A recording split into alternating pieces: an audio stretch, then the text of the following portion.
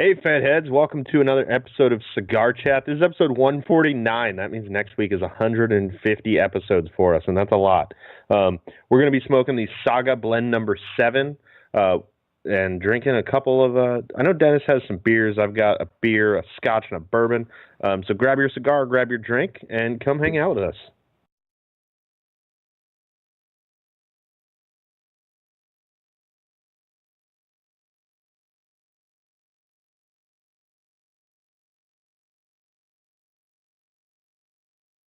Boy.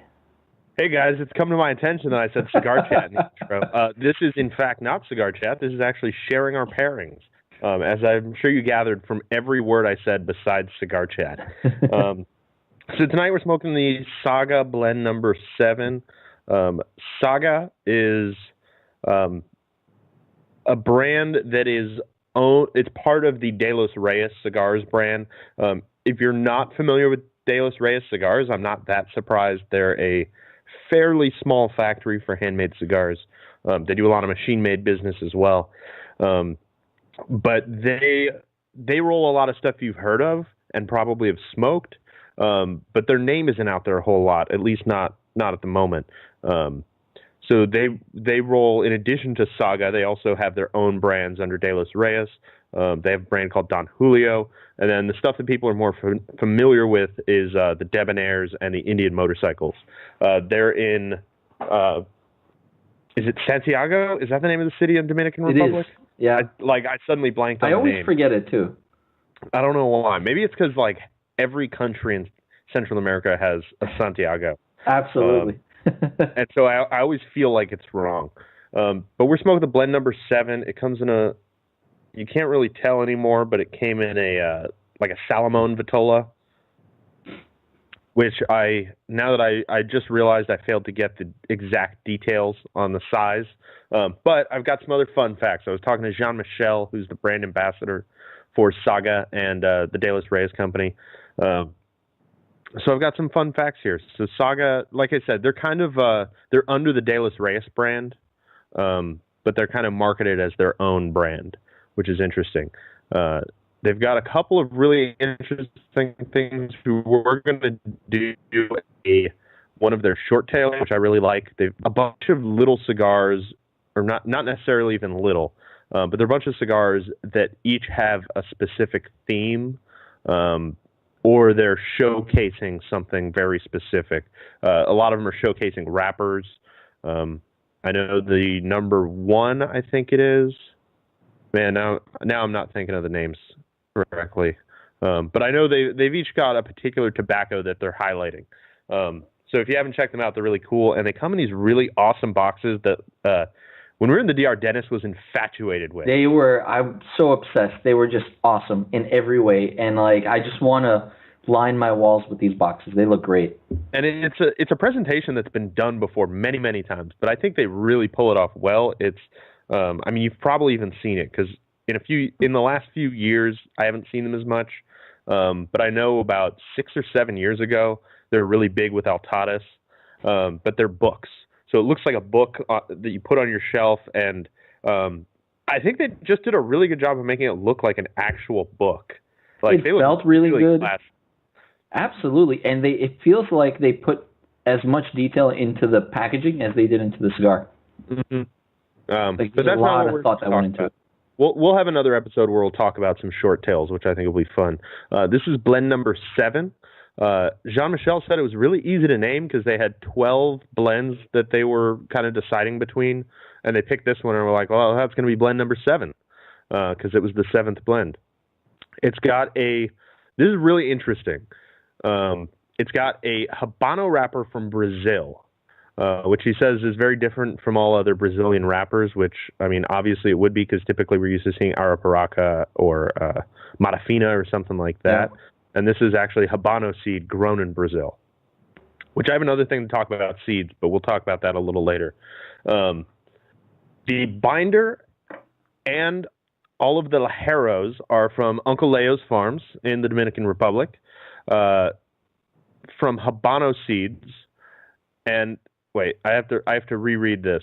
So the binder and his notes are confusing me a little bit. So I know the binder is Habano seed from Uncle Leo's Farms.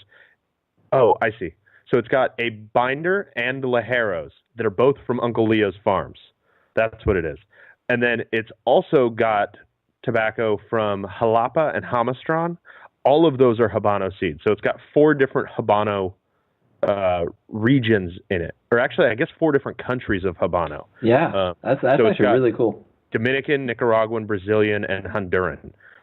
Honduran is where the Jamastran Valley is, if you're not familiar, which is actually right on the other side of the border from the Jalapa Valley. They're almost the same valley. He calls it a true medium. They get 7 months of aging, and he claims, I can't speak to this at all, but he claims they're unsmokable before 7 months. Probably because they've got a fair amount of Ligero. Even though it's really a medium-bodied cigar, obviously you've got to put some Ligero in there to give it some kick. But I'm guessing that's just really for the marrying of the tobaccos together. And Jeremy Miller wants to know where Dennis's hat is. Oh, somebody noticed. Yeah, you know what? I kind of got stuck, and I decided, hey, you know what? I'm going to get a haircut, and no hat today. Nice. And I forgot to ask at the beginning of the show. I was so thrown off by myself saying cigar chat instead of sharing our pairings. How are you doing today, Dennis? I am well, man. The rain, we've had some kind of crappy rain for the last couple of days. It's been cold, really weirdly cold. We had 88 yesterday, and this morning it was like 50 by my house. Well, I know I've got a lot of friends in Connecticut, and I know there was yesterday there was like tornadoes and stuff there. Like, yep. Oh yeah. Things were not going very well for them. It's insane. So much for a spring, I guess. Yeah, it seems crazy. So so we're smoking the Perfecto of this cigar. I did get the details. It is a 6 1/4 by 54 Perfecto, which is I would call it a Salamone. It's really kind of Salamone shaped, other than it's kind of like straight sided, which not some Salamones are, but most aren't. It's also available in a 5 1/2 by 50 Robusto or 6 1/2 by 58 Toro Gordo, which does not sound up my alley. But yeah, it's a bit big for me as well. Size that I like. What do you think of the cigar so far, Dennis?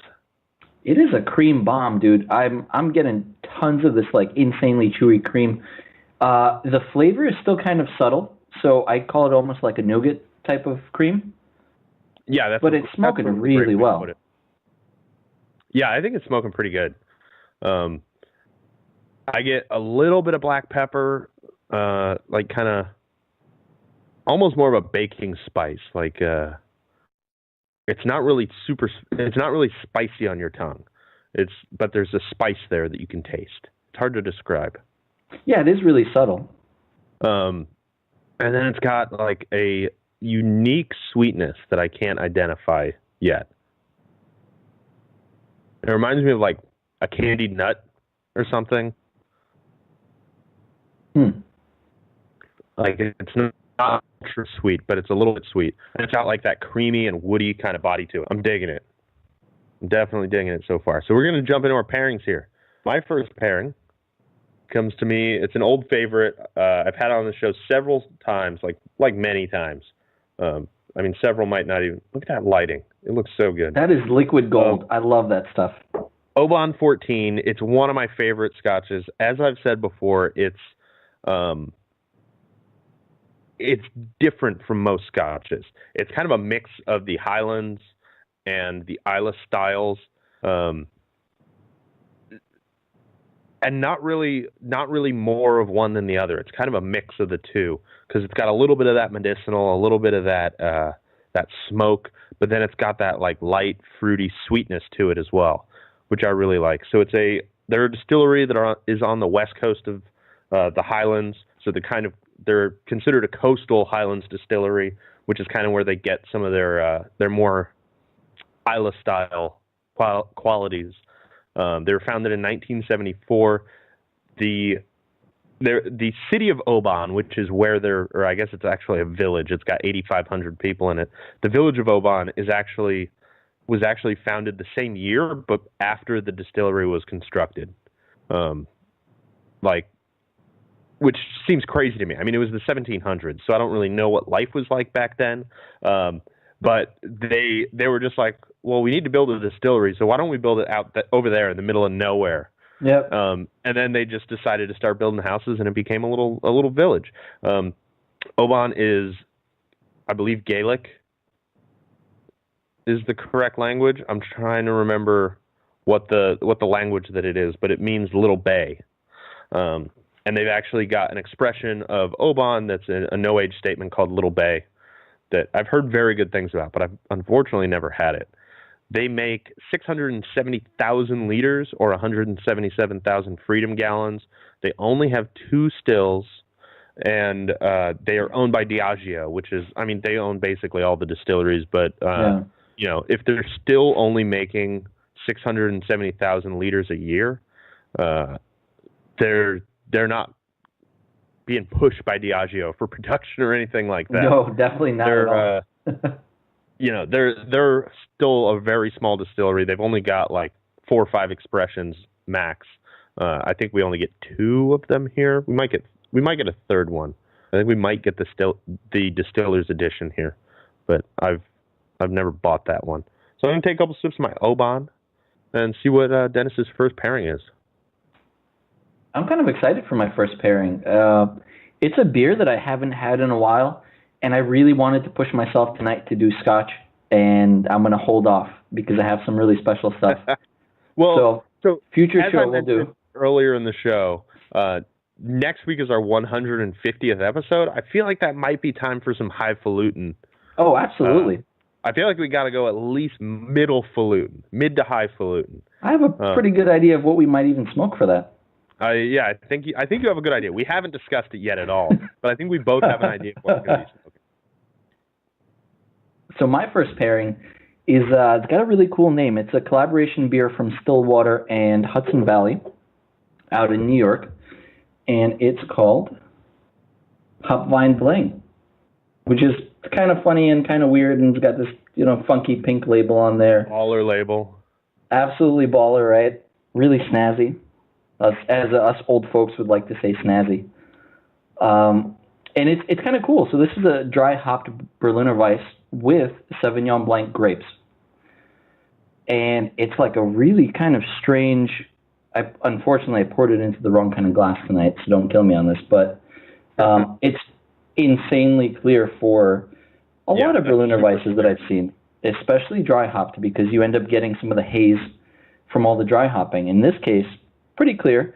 The first thing off the nose really punches a lot of that, the grape really just comes out, a lot of that citrus and lime, even a little bit of the apple. So I'm going to sip on this and kind of see how it goes. But I really love this beer, and I think it's going to go pretty well. Awesome. Man, I'm trying to see who it was. Chico Ray agrees with you that Oban is liquid gold. It absolutely is. It's so good. It's just so good and so drinkable, and it's not aggressive, but it's got aggressive qualities to it. Like I think if this was the first Scotch you ever had, it might be too aggressive. But for somebody who's like had a Scotch that's actually like aggressive and kind of challenges your palate, it's pretty mild and relaxed. On the nose, there's like citrus and a little bit of smoke, and you get just a tiny bit of that like medicinal quality, which there's kind of 2 versions, or I guess 3 versions of medicinal, which are kind of like cough syrup or more like hospital smell or Band-Aids. Yeah. This is closer to like the hospital smell to me. Like it smells like, I don't know. Like it's one of those things that sounds like weird to say, but it sounds like or it smells like a freshly sanitized room kind of. Like it smells really clean, and then there's a little bit. When you taste it, it's like it has that quality that I feel like a lot of Highlands have, where it's kind of like a dry white wine on the palate. It's like really delicate at first, and then it gets sweet and kind of fruity. Like, let me try to identify some fruit. You know, it's funny. Every time we talk about Scotch, it always ends up being like, oh, it's got this weird burnt tire flavor. It always sounds so unappetizing to sort of somebody who doesn't know much about Scotch, maybe. I completely agree. But for me, those are the kind of Scotches I gravitate towards. Absolutely. I really like those kind of flavors because they challenge your palate and they make you think, like, what is that I taste? And somehow I enjoy them. Like, I know some people don't, but I do. So I think the fruity note is figs. Like, it reminds me of a Fig Newton, and then it's got a little bit of that, like hard candy sweetness on the middle of the palate, or on the middle of the palate, I guess. Like, not when you first drink it, but before the finish. And then the finish is like oaky and just a whisper of peat. I think it's going really well with this cigar, actually. How's the cigar smoking for you? I mean, fantastic. It has dropped its ash a couple times, as you can see. But I mean, like, the burn is perfect. It tastes good. I'm trying to, like, identify some more flavors. Yeah, that sweetness is pretty hard to pick up for me, too. It's there, and I can't put my finger on what exactly it reminds me of. Mm-hmm.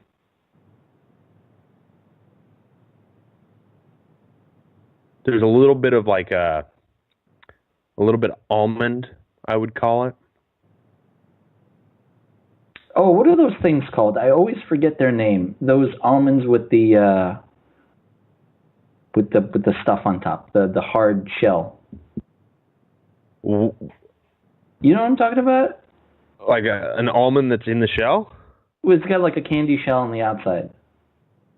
I don't think I've ever had. They have them at like baby showers and stuff. I always forget what that is. Are these Ukrainian baby showers? No. This is a real thing. I'm not familiar with this. I want to say I think it's an American thing. Oh man, it's gonna bug me. I'll have to figure out what it is.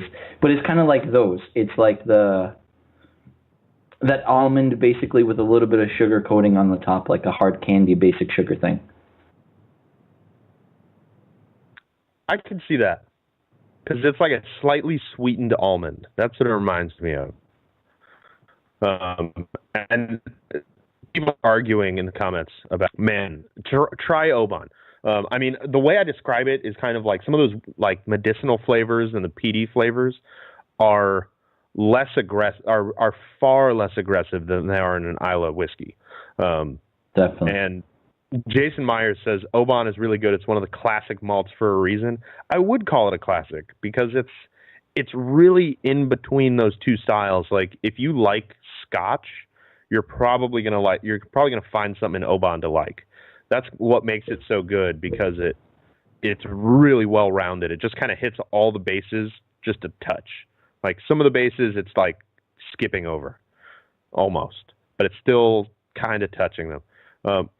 They're saying Jordan almonds. I've never heard Jordan almonds. There you go. Yeah. How have I never heard of Jordan almonds? You've never had them? I don't think so. Come on, you're the American between the two of us. I know. Technically. And I don't think I've ever had a Jordan almond. But I don't think I've ever been to a baby shower, so maybe that's why. Well, baby showers, Easter, I guess, is a big thing, and like other events. I've seen them around pretty often. I'm going to have to look these things up because I'm completely unfamiliar. And it's time to take our first break. This segment is brought to you by the Cigar Federation store. I think they've still got some, but if you haven't gotten any Grimalkins, they're made at Black Label Trading, or made by Black Label Trading Company at the Ovea Negra for Emilio, and the original one was unbelievably good. So I've got very high expectations for the new one. I got my order in. You can go to store.cigarfederation.com, put your order in. Hopefully they still got a couple of 5-packs. All right, and we're back. Smoking the Saga Blend number 7. I'm really having a hard time putting my finger on that flavor. But maybe it tastes like a Jordan almond, and the reason that I'm struggling is because I've never tasted a Jordan almond. I want to see how long I can keep this ash for. Mine has not been doing great. I think it's partially because one thing, like the worst thing you can do for an ash on a cigar, which I do frequently, is let it cool down. You want to keep that sucker hot the whole time. Yeah. Well, luckily for me, I smoke like crazy. Yeah. So, and it's been very forgiving. Considering how fast I really smoke, it's been really forgiving. I just also picked up on like, I'm afraid to say it yet, so let me see if I still taste it. So I'll tell you what I was getting. I've been getting this, we talked about the sweetness, but I've been getting a lot of cedar too. Like a sweeter cedar. Yeah. Oh yeah, there's a lot of cedar in there. I think I'm getting a little bit of mint. Really? Like just a hint of it. And it's kind of right on the tip of my tongue, and it just lasts for a second. And then it just goes away. But we got plenty of time to figure out the cigar. So I'm going to move on to my next pairing. This is one of my favorites. This is a bourbon. This is Eagle Rare, Kentucky Straight Bourbon. They got that big old eagle there. Eagle Rare is interesting because there are interesting things about Eagle Rare that people don't realize who are just like buying it off the shelf. I'll hold it up one more time there just so we can get a good focus of it. There we go. I was hoping it would do the same thing it did before where it kind of dark in the background. It's a classy really bottle. Cool. Yeah, it's a nice looking bottle. So Eagle Rare, it is distilled and distributed by Buffalo Trace. The really interesting thing, it was introduced in 1975, and it was owned by Seagram's, which I didn't realize they own that many American distilleries. But it was distilled in Frankfort, Kentucky, which it still is. Originally, it was a 101 proof, non-single barrel, 10-year Kentucky straight bourbon. In 1989, Sazerac bought it, who owns it now, who owns Buffalo Trace.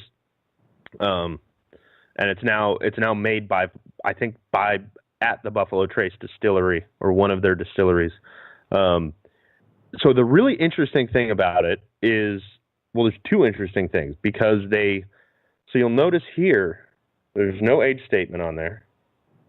But if you look on the back label, where is it? They tell you it's aged 10 years. That's a long time for bourbon.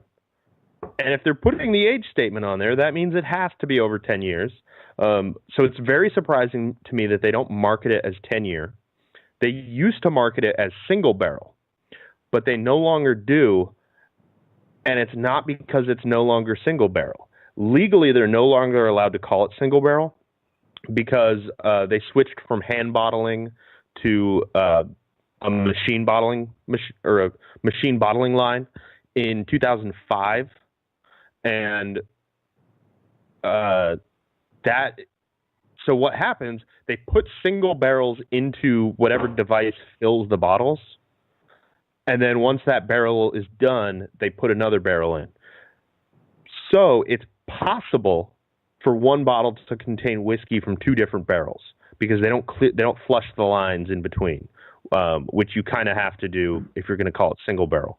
So even though there can be a couple of drops in a different barrel in this, it really is barrel whiskey. They're just not allowed to do that. It's bottled at 90 proof, and I forgot to talk about the Oban, which I believe is 43. Yes.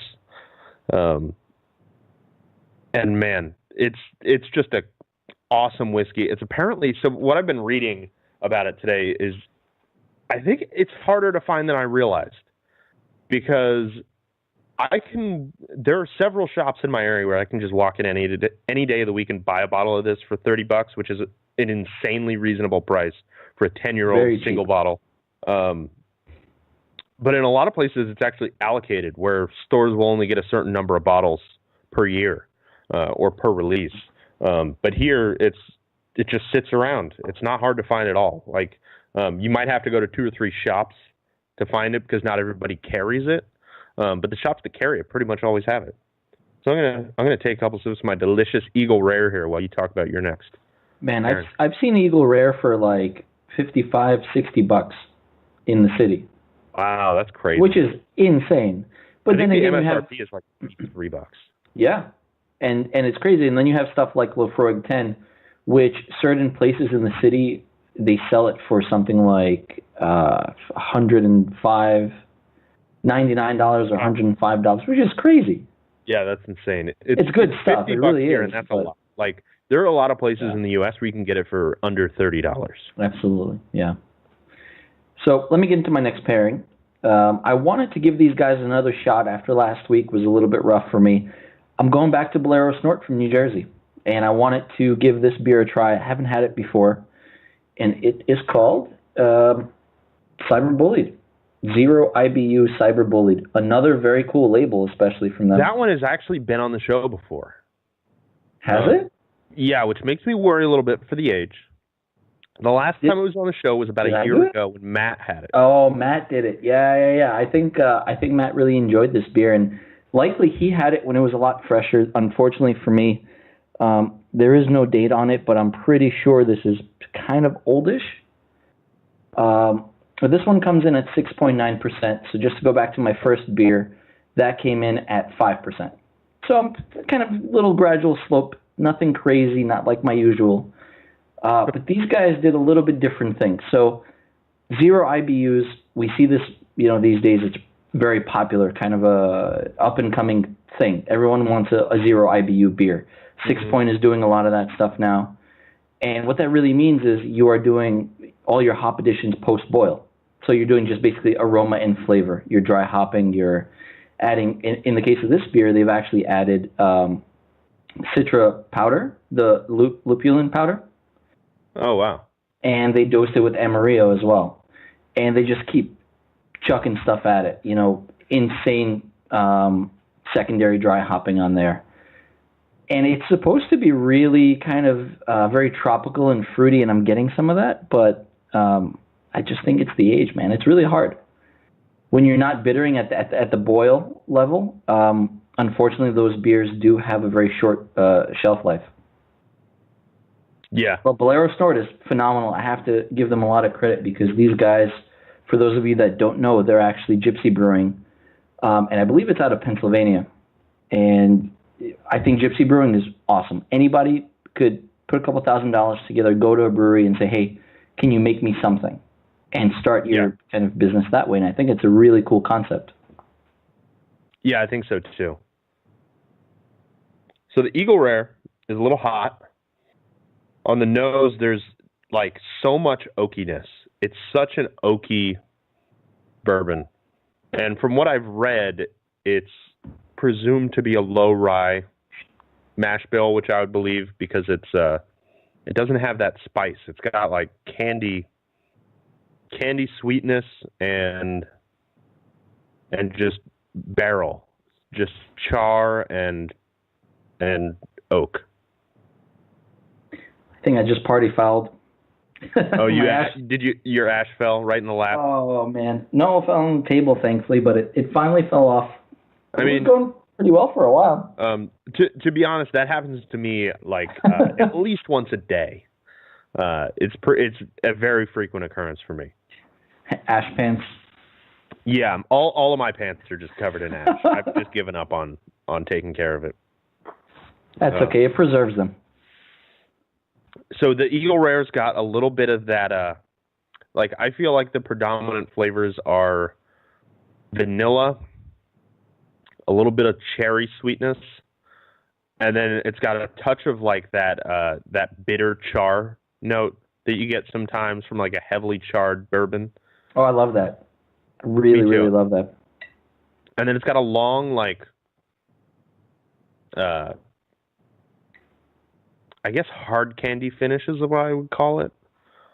The finish is almost like astringent. Okay. And Jason Savka says like a bright molasses smoky taste. Yeah, that's actually a fair assessment. It's got like, there's definitely some molasses in here, and you really get some of that. Like it doesn't taste like what you traditionally think of as smoked. It doesn't taste like something that smoke tastes like. I mean, like if you licked a charred barrel. Which, I mean, again, that sounds awful, but I would do it. I'm into it. Yeah, man, this beer. What were you saying? Go ahead. I was just going to say, I don't think it pairs as well as the Oban does. Oh yeah, I think enough. the heat on the palate's a little much for it, and I think it's just a little more intense than the Oban. Yeah, and the cigar, honestly, is very, very much medium. I mean, that's a strong medium at best. But it smokes great. It tastes great so far, and for me, it's been burning really well, given my intense smoking style. Yeah. But I was going to say my beer. It's obvious that yes, it is not necessarily 12 hours ago fresh, and some of the flavors have changed. The hop profile has changed a little bit, and that's not to say it's bad. It's it's just different, and I'm getting a lot of this sort of sweet lime flavor out of the beer, which is kind of cool. I mean, I think it's a win for me. I would love to have tried this when it was really fresh and just a couple of days canned. And maybe I'll keep my eye out for a couple of those. I think it's a great beer. 0 IBU too is kind of a cool thing. It's the new hazy, I guess. I've never had actually, I guess I've had 1 0 IBU beer where they used, but it wasn't even hopped. It was like, I don't remember what they called them, like pine hearts or something like that. Like they were like really? The inside of pine cones. Interesting. But I don't think I've ever had a beer that's 0 IBU with dry hops. I want to try one like that. I think you're right. I think that's going to be the next hazy. Like hazy is crazy right now. I just found out today that Omegang is making a hazy IPA. Oh my God! Which is like, if they're making a hazy in cans, that means everybody's going to do it. And for the fact that they're actually making cans, which is insane. Well, I mean, their canning operation has been coming for a while, and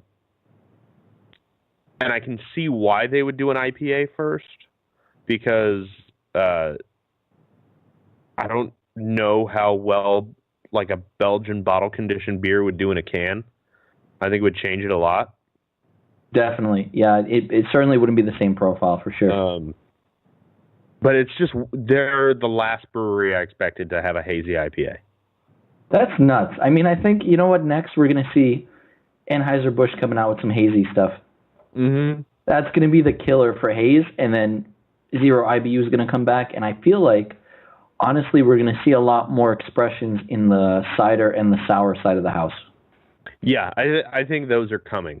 We get a ton of sours around here now. I mean, like, where a couple years ago you couldn't find a sour, like the only sour you could find was La Folie series from New Belgium, and maybe some like European stuff. And there were a couple of specialized breweries, but now in my area, at least, we've got major breweries in the area that have year-round sours that come in cans. And they're priced and marketed like they're just going to be your daily beer, which is crazy to me.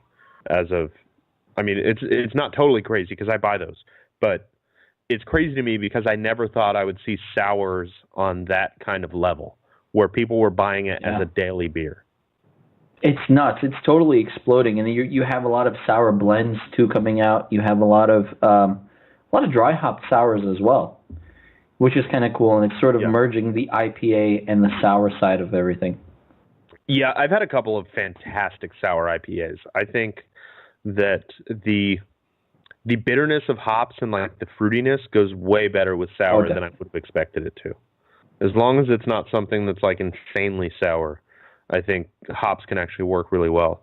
Vincenzo Scarduzio said pine needles. I have also had beers with pine needles. I know this particular one that I'm talking about wasn't pine needles, but I've had a lot of beers with pine needles instead of hops, and I think it works really well. Because hops, one of the primary flavors that you get from hops is like that piney flavor. You get like that piney, grassy chlorophyll bitterness, and I think pine needles kind of make that come out even more. I've also had a couple beers that are hopped with piney hops, and then pine needles are added to intensify those flavors, which I think, I'm a fan of that kind of thing.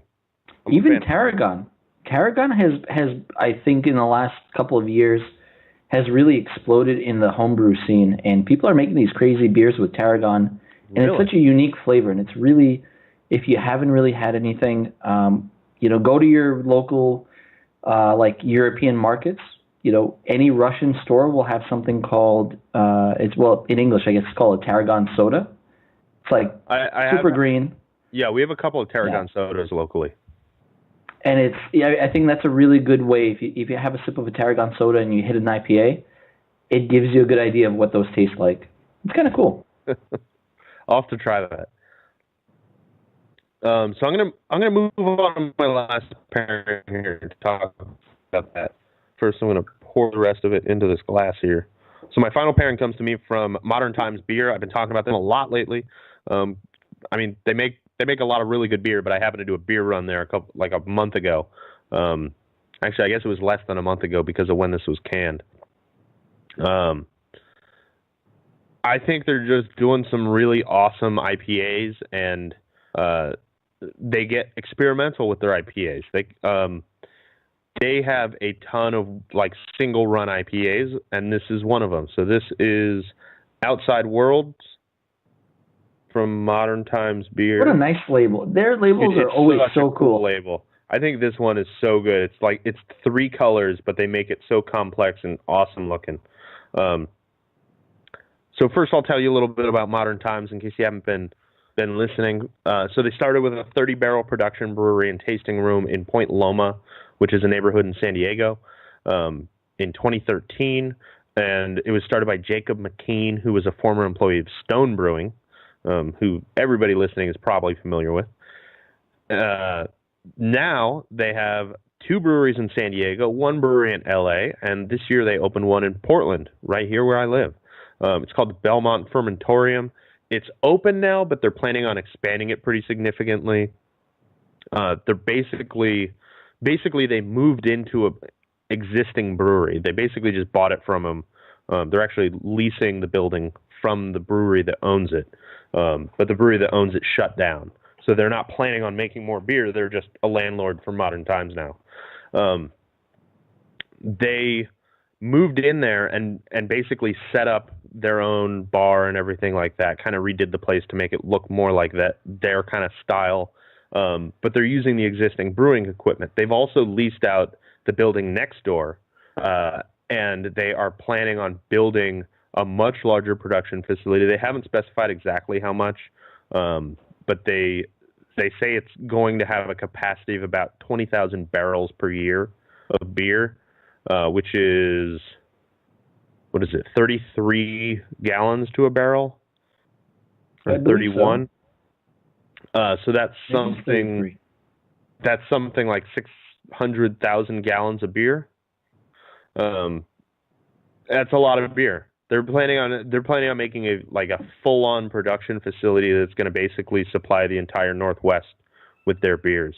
And I assume they're going to be starting to open more distribution during that time. They'll probably be distributing to the East Coast once they've got that going.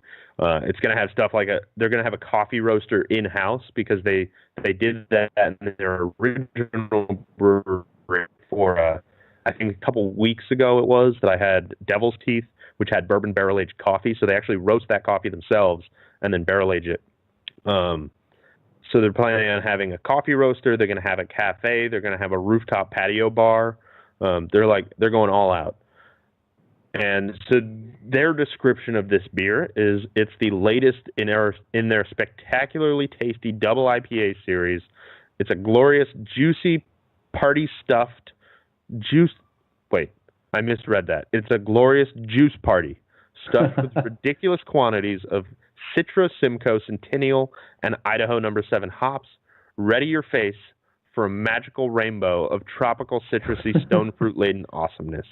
That just sounds good. Whatever it is, I'll take 2. I'm just going to hold that can up again because it's so good looking. Like this, I didn't even know what the can looked like when I bought it because they do those online sales, but it's just got such cool colors. And I think their design is top notch. They really if I saw this on a shelf at a grocery store, I would just buy it without thinking. So I'm going to take a couple sips while you talk about your last pairing there. Oh man, my last pairing. Let me tell you, I'm struggling a little bit. Have you been tasting it and it's not working? I've been sipping on it. It's warmed up a little bit, and I'm kind of going back and forth. And so my last pairing is an Imperial Stout, and I'll tell you where it's from in a second. But I have this weird sort of thing. It's my personal thing. I don't think anybody else does it, but I call it the pancake rule.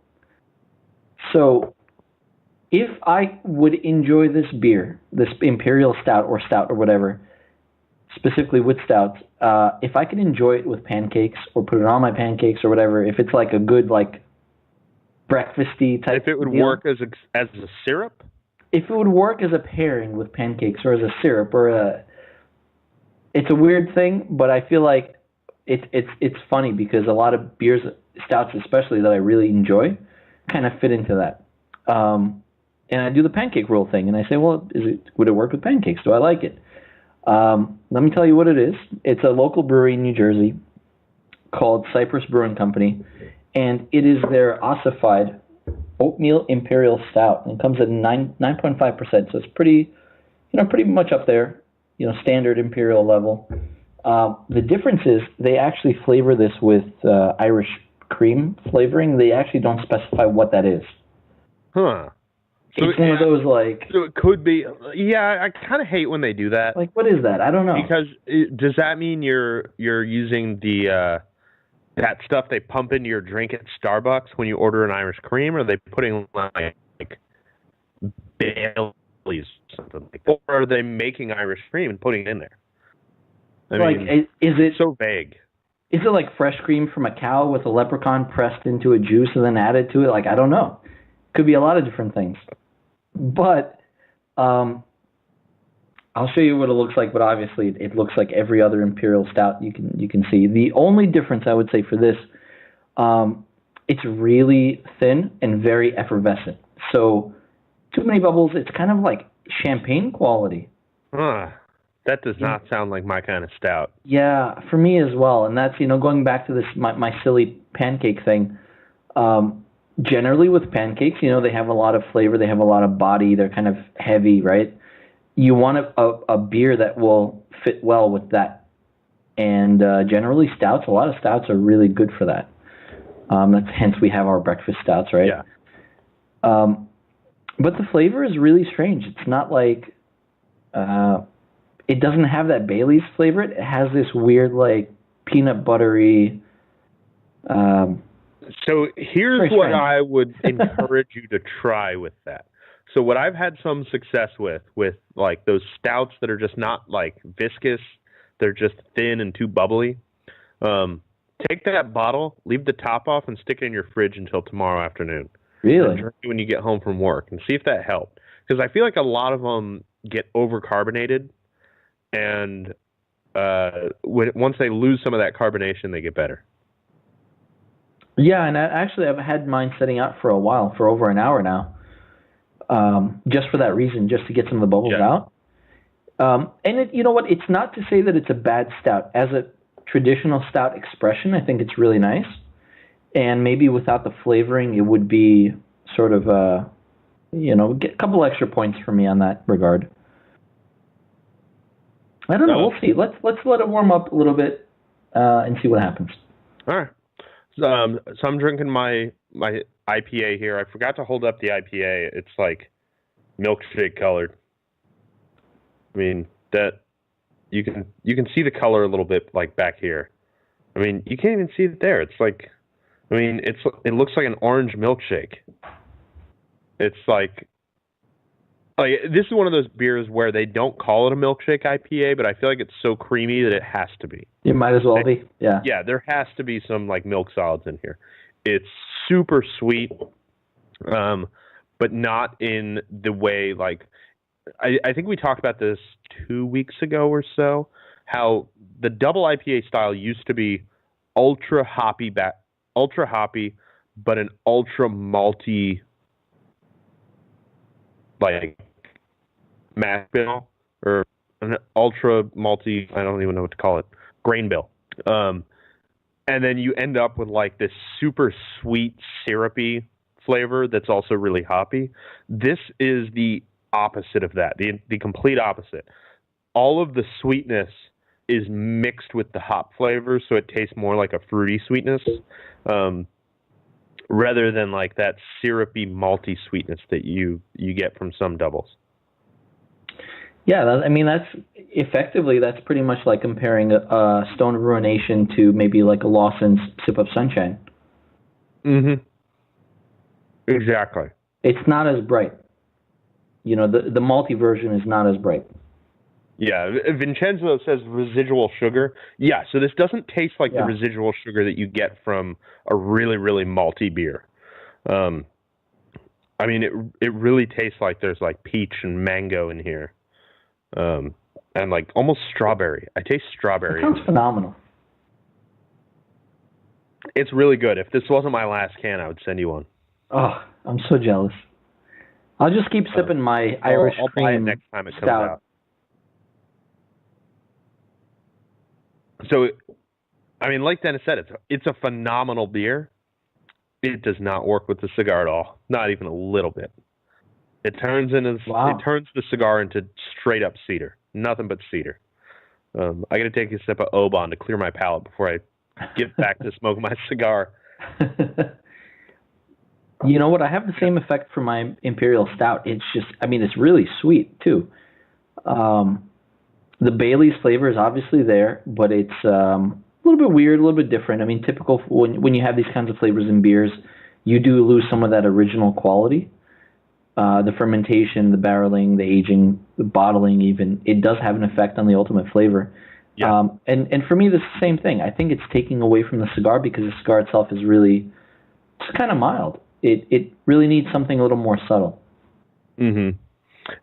Evan Kirshner wants to know, which one is better, pancakes or waffles?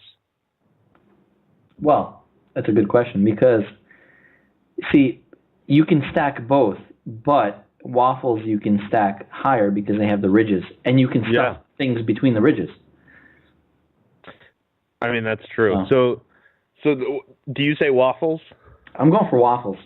I say waffles speaking. Because Liege waffles exist. Have you ever had a Liege waffle? Oh my God, yes I have. Oh, absolutely. They're phenomenal. Ooh. If you've never heard of a Liege waffle, it's a French style where they kind of use a Belgian waffle batter. So you get like that more puffy kind of waffle texture, not like the neon yellow Eggos. But they put pearl sugar in there. So you get these so basically the way that you do a Liege waffle, you mix this, I think it's called pearl sugar. It's a type of sugar that ends up clumping together.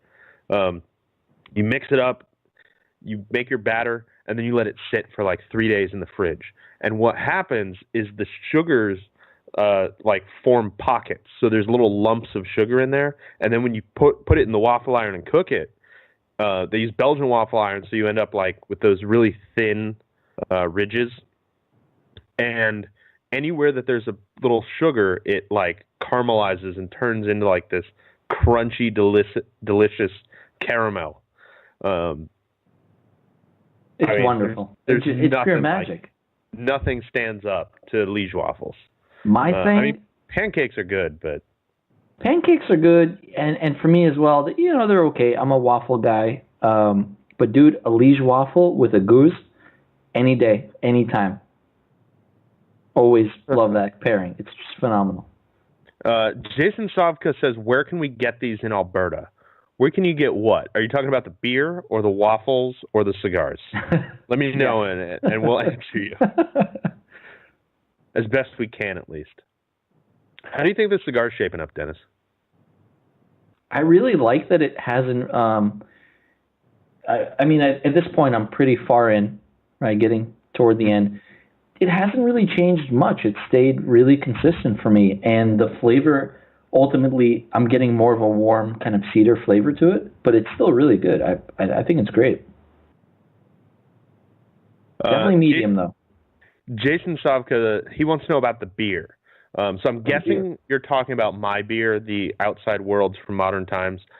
I they do a little bit of distribution up to Alberta, because I know John, the cigar surgeon McTavish, can get some of their beers. As far as I know, they haven't widely released any of their hazy beers. I believe what they're doing is they're brewing at production quantities, and then they basically just do one release at a time. So this was a single production release. So they do that a lot. Now that they've got a brewery in my area, I can take advantage of that. But what they basically do is they add it as an item in their online store. 10 a.m. on Saturday, they open up sales. About 3 weeks later, you go there and you pick up your beer. The feeling I get is that they're narrowing in on what they want their hazy recipe before they go wide with them. I know you can get some of their stuff around there, but I'm not sure which particular beers. I know you can't get this one, unfortunately, because again, this was a single release. But I'm guessing if it does well enough, we'll see more of it, and maybe eventually it'll become regular production. But they're really weird. They do a lot of these little releases. Like, I think one of them was under 1,000 cans of something, which is like, for a brewery, that's nothing. It's nothing, yeah. That's like making 100 boxes of cigars. Like, basically nobody's going to get a chance to buy it. It's really just not very much, and especially when they have a limit of like 16 cans per person. And some of them, they have no limit, so people just buy cases of it. But I mean, for people like me, it's taken me a month to drink 4 of these. So, yeah. So I was telling Dennis the other week that since I started working out, I just don't have as much room for beer because I'm like busy eating protein shakes and crap like that. It fills you up. Yeah, and I just don't end up drinking as much beer, which is kind of unfortunate. I drink more whiskey, which I guess is a pretty good trade-off for me. I like whiskey as much as I like beer, but I end up buying beer and it sits in my fridge until I can feature it on the episode. Everybody agrees with waffles. Waffles. Yeah. Everybody loves. You have ridges. You can put stuff in there. You can stack them. You can. Man, one of the things I loved when I was a kid eating waffles was like when I would fill up an entire waffle with butter, and then stack my waffles on top of that. So when you cut it, there's just butter everywhere. Oh, it was awesome. But it's time to take our final break. We're going to be talking about Drew Estate. They good. I got a little care package from Drew Estate today. So they've started doing an interesting program for the bloggers and media folks where they send a couple packs of cigars, and they always have like a theme. So this month the theme was FSG, I assume because the Florida Barn Smoker is coming up this coming weekend, I believe. Yeah, this coming weekend. Included in that, which Dennis, I'll send you a little bit. They have a little tiny bottle that's full of the Corojo seeds they use on the farm. And Jeff has challenged everybody they're sending these to grow their own tobacco and tell him how it turned out at the IPCPR. So this week I'm going to be planting a little bit of tobacco, which I'm really excited about. I think that's a really cool, very tiny addition. Like, that's very nice. I would have been happy if they sent that and didn't even send me any cigars. And it's like 8 worth of seeds for them probably. But yeah, I'm going to be planting those probably this week, and I'll let you guys know how they come along in the coming months. So typically, tobacco takes about, I think it's about 60 days to mature. It might be 90 days to mature fully. But in like right after IPCPR, I should have tobacco that's ready to cure in my garage. I don't know how I'm going to do any in your of barn, stuff clearly. Growing. Yeah, exactly. All I have to do is get another like 800 pounds of it so that I can cure it in a barn and then ferment it. I feel like curing is actually kind of the easy part of that, even though it's actually pretty difficult. But it's a lot easier than fermenting like 1/8 of a pound of tobacco. Oh, yeah. Yeah, definitely. I would agree. Man, I just took another sip of that beer. I was getting excited talking about it, and now I'm regretting it because it just goes so badly with the cigar. The cigar just doesn't go well at all with it. Oh my god! I think Evan Kirshner just changed my life. He What did says he say? making brownies in a waffle maker is amazing. Yes. I've never tried that. I don't tried even it own a once. waffle iron. But I might need to go to Goodwill and try to buy one so that I can make some brownie waffles, because that sounds incredible. Oh man, you can make, dude. You get a waffle iron, you can make waffles, brownies, cookies. You can make tacos. You can make eggs for breakfast. Like whatever you want, throw it in there, press it down, make it happen. It'll work, guaranteed. All right. I mean, I don't know how I can discount that, because that all sounds very good. I have heard of making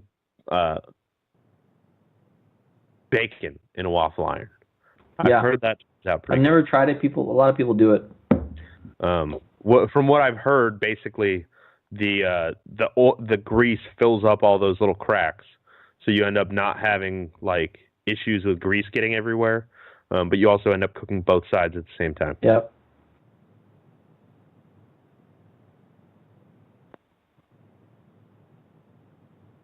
How's the cigar so far? That's what I'm trying to figure out.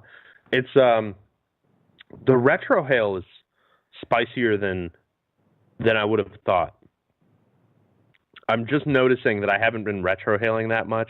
I noticed right as we got to the second, third, I remember retrohaling, and I meant to talk about it, but I forgot. The retrohale's got a lot of pepper in it. It does, especially a towards lot the end more of the than you cigar. can get on the palate. Especially for like this really is, it's inching its way up to like medium full now at this point. I'm into the final third now. Oh, you still got a way to go. Yeah. I'm pretty much it. Yeah, just about done. I really dig this cigar. It's got like the way that I would sum it up is a complex cedar with a little bit of spice, a little bit of like we talked about, Jordan almond sweetness, I guess, like sugar and almonds in some form or another is one of the primary components in this for me. You know, thinking about it now, especially now that I'm basically almost done with the cigar, I'm getting a lot of sea salt, and I had that at the beginning, and I kind of didn't really think about it. There is some sea salt, some kind of salty thing going on with it, which I think is really cool, and works really well for the cigar. Yeah, I think you're right. I think there's definitely some salt in this. It's got a saltier character than I was thinking it did. That was one of those things where you don't think about it until somebody mentions it. And Jason Myers says, put a bunch of tater tots in a waffle iron. Dude, Make a tater tot hash brown. Yes, any day. That sounds awesome. delicious. Man, I need a waffle iron. I don't have a waffle iron. I need one now. You can make all your meals in a waffle iron. Salad, soup, whatever. Throw it in, man. Make it happen. Just toss it in the waffle iron. It's like I was going to say it's like a George Foreman grill, but it kind of is a George Foreman grill. Yeah, just about. I'm going to go back through my whiskey pairings here, because I want to figure out which one's better. I'm thinking it's probably the Oban. Like I said, if you haven't tried Oban, it's worth the I don't know, between $14 and $16 that you're going to pay for a glass. I think it costs around $85-$90 a bottle around here. So it's on the pricier side. But if you haven't tried it and you're going out to a bar that has it, I think it's worth paying $15 or $16 for a glass so you can try it, because it really is a fantastic scotch. Because I think it kind of melds together all those different styles from Scotland and ends up just working really well together.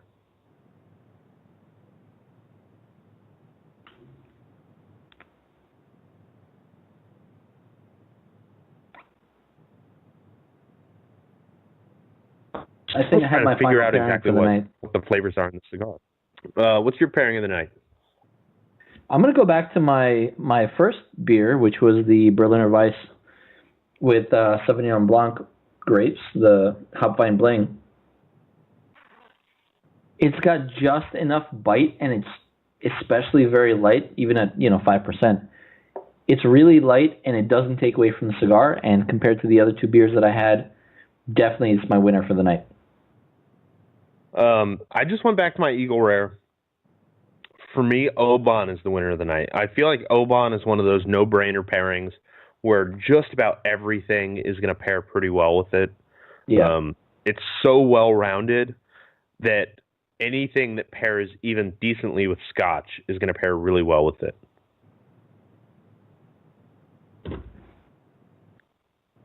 Oban is phenomenal.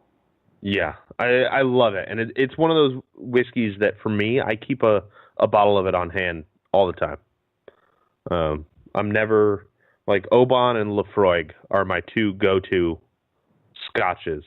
And I just love them because they're so different. They're both a little bit peaty. Obviously, Lafroig is a lot peatier. But they're both just so in my wheelhouse, but completely different styles. Any other closing comments before we close out the show? Anything else to say about the Saga? I love it, man. I really do. It's a good everyday, for me, it's a good everyday smoke. Yeah, and I should mention the price point of these. Let me pull that up for everybody. I don't know if I don't think I have it in my notes, actually. The price point of these, which is not so bad, is $7.50. I think that's a very reasonable price for these. These are a great cigar at $7.50. So yeah, go out and try yourself a Saga Blend number 7. It's just a really solid medium body cigar. Like I think even if you mostly smoke high priming, like strong, spicy, earthy cigars, I think you're going to find something in this that you'll really enjoy. So go out and try yourself a Saga. Thank you for joining us. We really appreciate everybody. I forgot to mention at the top of the show that we're broadcast around the world on the Armed Forces Radio Network. So thank you to all of our Armed Forces Radio Network listeners. We know you guys are out there doing things we're not built to do. And of course, thank you to all of our live viewers watching on Facebook, dropping us comments, giving us the likes. We appreciate you guys, and we love answering your questions. And we just like engaging with you, like when you finally get to talk to you guys. It's fun. And thank you to everybody listening or watching on YouTube or listening on a podcast. And remember, here at Sharing Our Pairings, we want you to drink better, but we want you to drink less.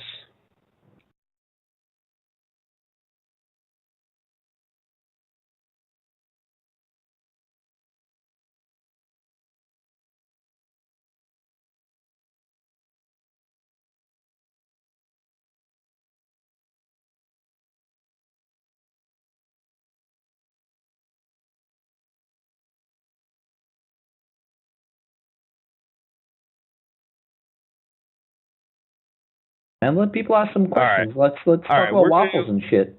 If anybody's still watching, we decided we're going to do an After Dark segment. I know most of you probably closed the window already, but we decided we're still going to go. So next week, we've got... I forgot to mention this during the show.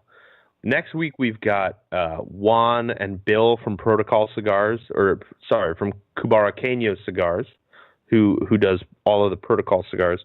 They're going to be on the show. I'm very excited to have them on. They're super fun guys to hang out with, and I think it'll just be a really fun show. I do have our guest from tomorrow night dropped out, but in trying to find a guest for tomorrow, I didn't find anybody for tomorrow, so we're probably going to do a News of the Week. But we did find somebody who wants to be on next Wednesday. So I think we're actually going to do Sharing Our Pairings later, and then Dennis will co-host Cigar Chat number 1 next week, and then Jason will co-host Cigar Chat number 2, which should be fun. We'll see if that works out. Sounds good. Can we reveal the host? I don't want to reveal. Or rather, the guest, I should say. Yeah, I don't want to reveal the guest yet because they haven't confirmed that they can come on next week. They specifically asked about it if we could do it, but I don't like mentioning who it is before I confirm. No, fair enough. Secret sauce. It's good. Yeah, secret sauce. Build that suspense, man. Put some tension in the air. I like it. I assume I'll probably hear back by tomorrow, so I'll be able to post it on the Facebooks. But either way, next week's going to be a fun week. So either way, we're going to have our 150th episode of sharing our pairings, which is crazy. I'm trying to remember. The first episode I did was like in the 80s. Yeah, I feel like 82 or 83. I don't know. But it's cool that we've been doing the show that long. You know, I got past the torch a while ago, and I'm happy to carry it on, and I'm proud of what we've been doing. Jeremy Miller says Cubaraqueño. Yeah. Oh yeah. That's the way we refer to those guys. I think that's going to be a really fun show.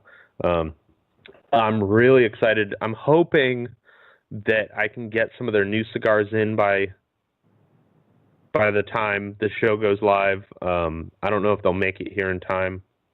But I'm really excited to try what's the name of the new one? The Official Misconduct, which, I mean, first of all, it's just a great name. I love the names of their cigars, but I think that's going to be a really fun cigar. I think that's going to be good.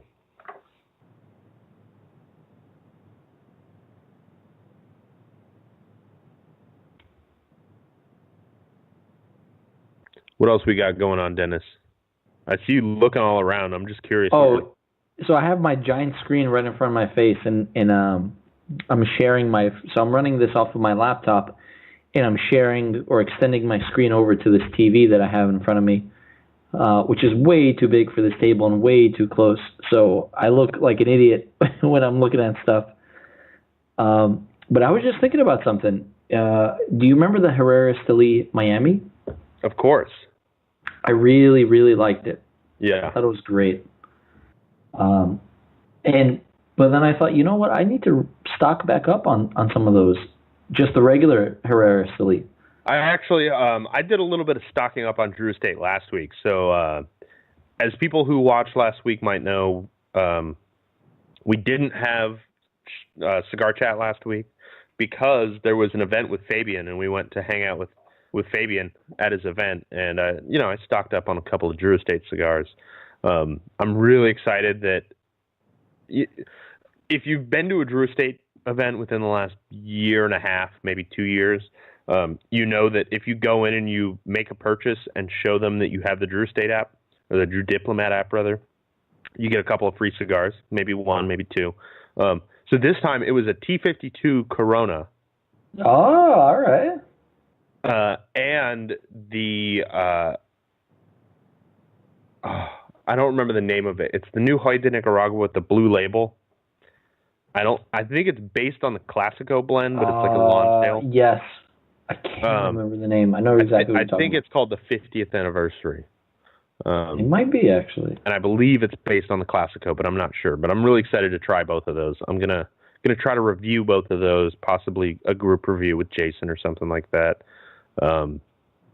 And then, I just bought a couple of my old standbys.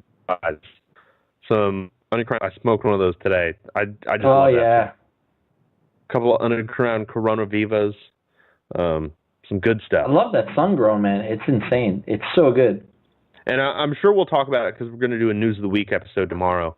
But Fabian gave us a peek behind the curtain about how they do acid, man.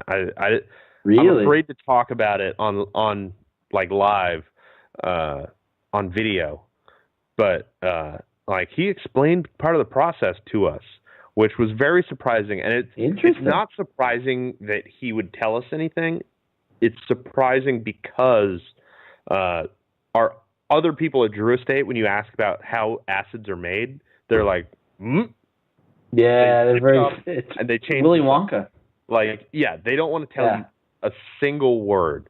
But he basically told us a bunch of stuff, and then I said, "Are you the only one who's allowed to talk about that?" And he said, "I'm the only one who cares about it enough to ask. I'm the only one who knows how it's done because I'm the only one who cares. I've never seen the rooms, but he knows how it's done." And he did confirm that the rooms are hiding in plain sight, which I'm not too surprised by, but I can't find where the hell that room is. Dude, both of us have been there so many times. I've looked for it every single time. Never seen it. Yeah, me too. It's every time we go there, Willy Wonka level. Yeah, it's hidden. It's like, I don't know. I was gonna say underground, but it can't be underground. Gerard Shelley says he was at a Drew Estate event 2 years ago with Fabian. He found out he got evacuated from his city because of wildfires, and was limited on what he could do. And Fabian set him up. Dude, that's the kind of guy Fabian is. Fabian's just an awesome dude. I'll tell him. Acids just don't get along with me for the most part. There are a couple of them that I think are pretty good that I like, but for the most part they just don't agree with me. But I love Fabian. He's just an awesome guy.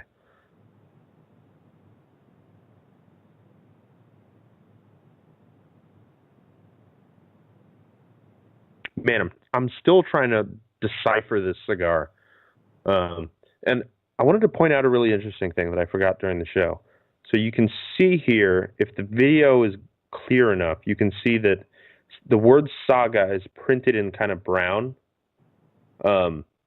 On a couple of their cigars, I think it's only the ones that are in the Golden Blend series, they actually have that punched out. So it's like you actually see the tobacco through the logo, which is really cool. And I kind of like that they limited it to just their top line. That's a nice touch. I think so. And Vincenzo says that's a lot of liquor, but I'm not sure what exactly he's talking about. Maybe he's talking about what's in my glass, but I mean, I probably had. It looks like a lot in there. I guess it could look like a lot because if you don't know how small these glasses are, they're pretty tiny. Also, as I learned with the gin show that we did, you really have to figure out how to pour it just the right way because you can over pour very easily. Absolutely. It's very easy. So like the marker for these glasses is the widest point, which is like right here. And if you pour past that, it's easy to go bloop, bloop, bloop, bloop, bloop. Oh, he's talking about 150 shows. Yeah, I mean, like we say, we're professionals. We're professional drinkers. We do it so you don't have to. That's right. We're making the sacrifices daily. Yeah, exactly. Because remember, before every show, there has to be some testing. You have to, see what's good, what's not. I mean, sometimes we do it, sometimes we don't. Yeah, I mean, to be honest, I don't do that much testing. I like to play it fast and loose. For me, that makes it more fun for me because then I'm not going in saying, well, this is going to pair well, this is going to pair okay, this is going to pair terribly. I like to go in with, I don't know which one of these is going to pair well. I think like the Oban, I had a good idea that the Oban was going to go well with this. But I had no idea how well the Eagle Rare and the Outside World did. Yeah, your dog's barking. Which I'll talk about dogs in a second, actually. I had no idea how well this would go with an IPA. I've never smoked this cigar with an IPA. The only time I've smoked this cigar previously was in the DR, where the only beer available is Presidente. Yeah. And sometimes it's a little easier to gauge how something's going to pair, but it can be pretty hard to say, like, to smoke something and say this would pair well with this and this. I mean, you can say generally, but it's hard to specifically say that. And I wasn't sure how the IPA would turn out, and it turned out just garbage. But yeah, I'm excited about, like, it's crazy to me that we got to 150. I was typing in the number of the show today, and I was like, 149. Wow. So tomorrow or next week rather, we're gonna have a little special episode. It may start a little bit late, depending on whether or not we have a guest beforehand. So talking about dogs, so some dogs wandered into my yard this morning, and we cannot figure out who the owner is. We've been trolling Craigslist, and we've talked to like animal control and stuff, and nobody's called, which is crazy. And we may have a new dog, which is interesting. Okay. There were 3 dogs, and the oldest one, which we think was the mother, like just ran away and ended up in a different neighborhood, and we couldn't find her after that. But the 2 younger ones were splitting up with our neighbor. So she's taking one and we're taking the other. So I think I might have a new dog now. Hey, why not? Part of me is like, yes, I have a new dog, but part of me is like, I really hope we find the owner. Like, my feeling, they're about 4 months old, and they're just not potty trained at all. They're not housebroken whatsoever. Like this morning, they were just peeing all over the place, and which makes me wonder if they've been like living in the woods, because there's some construction going on across the street where they've basically knocked down an old decommissioned golf course, and I'm wondering if they've been living over there in the woods for like months. Yeah. And I mean, but so part of me is like, if it's just a wild dog, I'll take care of it. But if it's somebody's dog, I don't want to take somebody's dog, man. Like, I want to find the person who owns this dog. Yeah. So if there is one, I'd rather take it than send it to an animal shelter and, have things not end well for it. Vincenzo wants to know if in the DR we've ever had an iceberg, half Presidente, half frozen margarita. I've never had a frozen margarita in the DR. No, definitely not for me either. I just don't drink a lot of frozen margaritas, but that does sound pretty good. I'd probably go for one. If I'm honest. I could drink that. All right, I've had a few like frozen Corona margaritas, but that's about it. I've never had that either. I'm just not into frozen margaritas.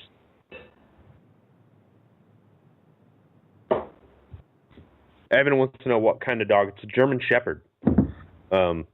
We found 3 German Shepherds this morning, and one ran away, and we couldn't find it after that. So I'm hoping it's okay. But the other 2 haven't been claimed yet, so we're holding on to them either until somebody claims them or until they're legally ours after like a month. But again, I don't want to take somebody's dog. Yeah. I would feel terrible about that. So we're doing everything we can to find the owner. But we've got an extra dog to take, for better or for worse. I guess my main feeling is if I'm spending money taking care of the dog, I'd rather keep it than spend money and then have it just disappear. But I'm more worried about the dog than I am about whether I'm keeping it or not. All right. Anything else to say before we close out the After Dark segment? Because I'm out of things to talk about. Good show. I'm excited for next week. 150, man. Yeah, it's crazy. It's gonna be cool. I'm pumped about it. All right, guys. Thanks for watching the After Dark segment. We kind of decided last minute that we were going to do After Dark. That's how we do it sometimes. So thanks for watching. We'll see you guys next week.